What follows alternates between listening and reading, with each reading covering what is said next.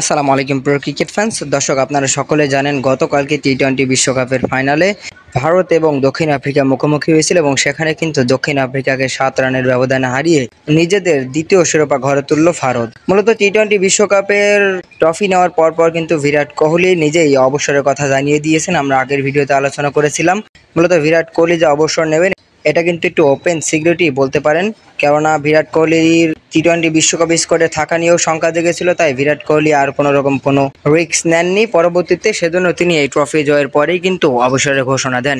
তবে সংবাদ সম্মেলনে এসে রোহিত শর্মা অবাক করলেন ভারতীয় সমর্থকদের। তিনিও জানিয়ে দিলেন তিনি টি-20 বিশ্বকাপ থেকে অবসর নিলেন। মূলত তিনি স্পষ্টভাবে বলে দিলেন এটাই ছিল তার টি-20তে ভারতের জার্সিতে শেষ ম্যাচ এবং তিনি আর টি-20-র জার্সিতে ভারতের হয়ে খেলতে চান না। মূলত তিনি বলেছেন, আমি 2007 সাল থেকে টি-20 বিশ্বকাপ খেলছি এবং 2007 সালেই চ্যাম্পিয়ন হয়েছিল ভারত মহেন্দ্র সিং ধোনির নেতৃত্বে, এবং 2024 সালে এসে আরও একবার ভারত শিরোপা জিতল রোহিত শর্মার হাত ধরে। আর রোহিত শর্মা বলছেন এরকম সুযোগ কখনো আসবে কিনা জানি না, তবে আমি এই সুযোগটা লুফে নিতে চাই, কেননা এরকম একটা ম্যাচ জয়ের পর অবসর নেওয়া সত্যিই অসাধারণ।